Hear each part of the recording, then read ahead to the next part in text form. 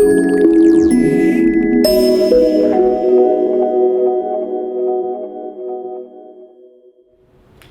afternoon. Welcome to Hospice Talk. Today we're going to be talking about bereavement services. I'm Jody Norton and I'm Director of Patient Care Services, and we're here today with our entire bereavement team. I'm Lilith Gregorian. I'm a social worker. I'm Asia Michael, social worker. And I'm Tom Rupp, the chaplain here at RC Hospice. So with bereavement services, when do we start that whole process of talking about anticipatory grief and grief in general? I think one of the most beautiful things in hospice is building a relationship with the family. When you first come on board, the first thing we do is an initial assessment. During the initial assessment, we build a relationship, a trusting relationship with our families. At the same time, we try to identify any issues, meaning, let's say, if the patient passes, if we're going to be if the family is going to be facing any type of financial issues, if the family has support systems. So these are things that we identify on our initial assessment. And then does that continue throughout the process, and how long does it continue in general? Absolutely. It actually continues up until the end, even after the passing of the patient, and that's where anticipatory grief comes into play.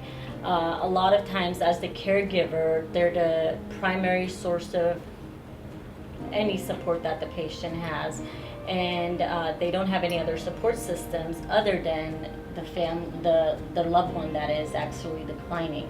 So we try to prepare the family, and that's where our nurses kind of play a big role in kind of preparing the family, letting the family know that the patient is declining, and as the social worker, that's when we step forward to provide support to the family. Kind of have to be aware, in a sense, if I'm reading you right, and I know that's what you guys do as social workers, me as the chaplain, even the nurses, to be aware to pick up on signs of potential issues, signs of where your expertise will especially come into play, like that example you just mentioned, for instance. And the same thing with me, although we're not on my topic yet, being aware of signs, certain dynamics, certain give-offs that we make mental or even literal notes to address in the future. Like you were just saying right there with the financial thing. And that comes out in your initial interviews. So yeah, that becomes part of the plan of care, I'm sure, every step of the way. So that's working on anticipatory grief. And then once we've lost the patient, Asia, where do we go from there?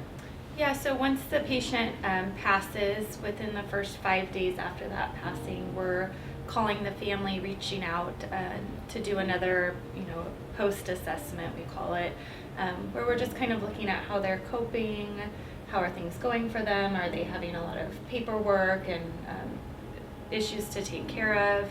And then at that time, we're assessing what kind of ongoing support would they like. So through hospice, we provide 13 months of bereavement support, and that looks different for each family. We really tailor it to what the individual needs are. So sometimes we'll call and they'll say, we're really doing fine, and it actually is hard for us to hear from you, so we would prefer to just be done and kind of move on in our own way. And that's one end. We have families that appreciate educational mailings and resources that we send out about groups in the community that they can attend.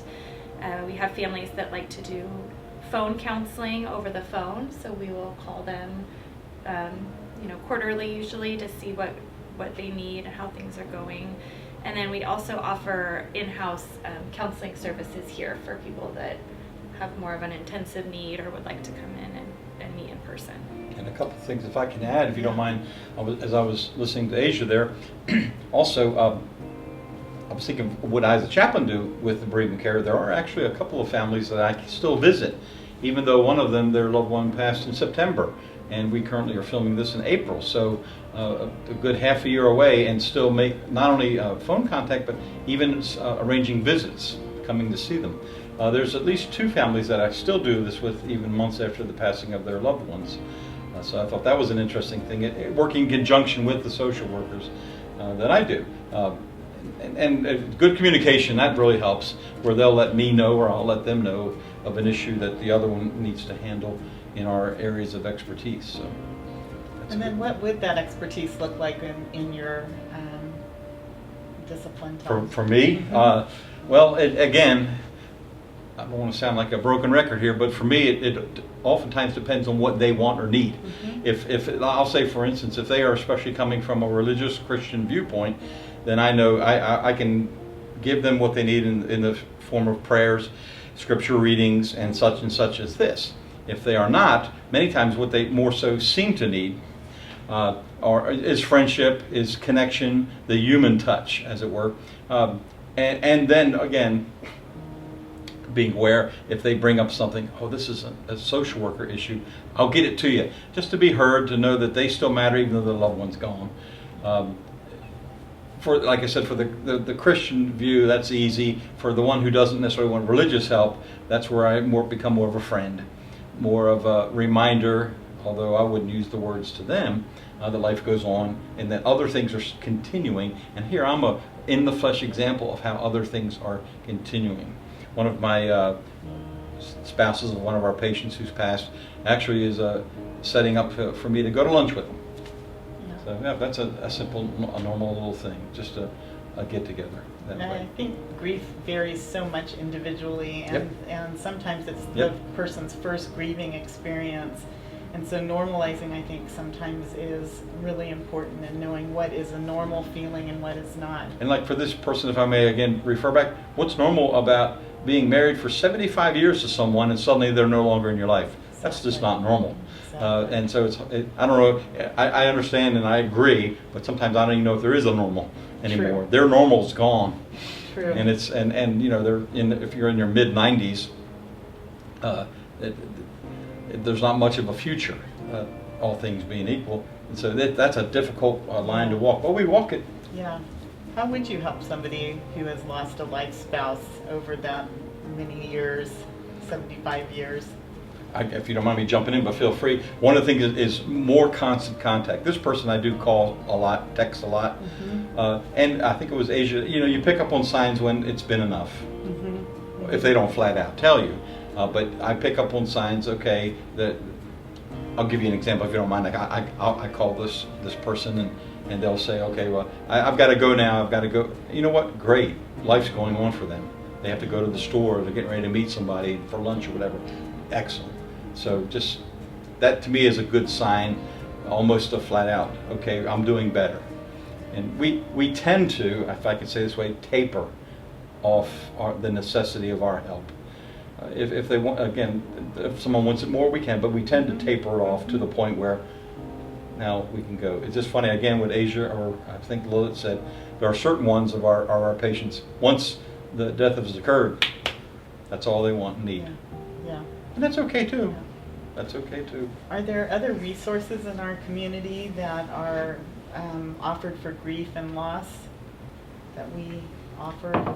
Yeah, I think especially when you're asking about, you know, someone who's been married for a long time, or a lot of our patients with their spouses are elderly and they're just more isolated because of their age. They've lost a lot of, you know, friends, or they have families that are busy taking care of their own, you know, family as well.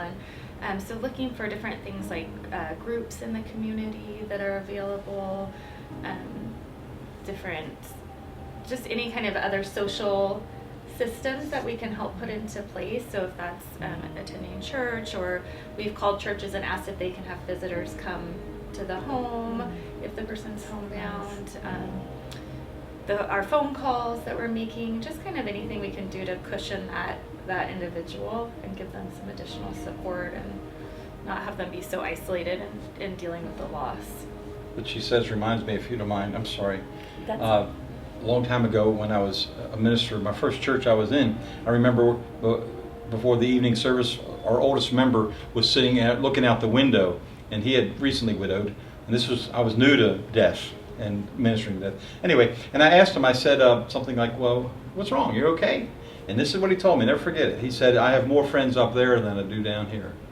Talking about the isolation. Yeah. And so, to be aware of this. We're not aware of it as much because we got all kinds of friends and we've got all kinds of co-workers. But here's a person, you know, maybe they don't have anybody. And I think that's where the whole support system comes into play. When the patient in the family, there's actual support system, other family members, they have daughters, sons that come in and check in on them. You feel more relieved because there's someone that's with your, the spouse who's just lost their loved one. But then again, we have situations where they don't have anyone, and that's where we kind of have to step forward and try to provide resources. A lot of times I've contacted certain church organizations and asked if they have like groups for, spousal loss, bereavement for spousal loss and things of that nature. Something more specific to a certain kind of grieving process. Absolutely. And while we do, we were saying we do kind of tailor our services to each individual because it's so different. We do send out the quarterly mailings that go out unless someone declines them, but typically we send them out quarterly, and each one has a different educational kind of topic or resource. So things like normal grief reactions, like how does this feel in your body? What are some things that you might be experiencing mentally? Some confusion, some scatteredness. So people know, okay, these are normal things. Other people experience these as well. Some of them go over holidays, how to cope through the holidays. Different rituals or things that you can do to help you get through that piece. Self-care, what kind of things can you be doing to take care of yourself? So a lot of our elderly families are not able to get on the internet and just pull up a resource the way that we are, or to do a TED Talk or order something on Amazon. They don't know how to do that. So we're sending out these materials that they're getting every 3 months that are providing education and support for them. What would occur if they come to the 13-month period of time and they still needed some support? Yeah, and hopefully, if someone's really struggling throughout that first year and we're seeing that, I know that we're always kind of looking for, is this more than grief? Is there some depression going on here? Is there some anxiety? Is there something that needs a referral to a doctor? Something like that. So hopefully prior to the 13th month, we're watching for that and kind of putting those other support systems in place. If not, if we got to the 13th month and we felt like this person's really struggling, then we would assist with connecting them to whatever resources in the community they needed. So if that's an ongoing therapist, again, seeing their doctor, participating in a group, we would really try to get them connected in with those. So great. And is this all covered by Medicare as well? Yeah, so this is all covered through Medicare. There's no charge for any of these bereavement services that we provide. That's wonderful. And during this difficult time where we're all trying to come together and manage through the COVID-19 crisis, we are all taking precautions and wearing masks and gloves and being honoring patients' choices to whether they want to have a conversation via person or over the phone. So I want you to know we're taking precautions during this difficult time. If you have any questions about hospice or interested in RC Hospice, we'd love to hear from you. Our phone number is 916-858-1440, and we thank you very much for being here.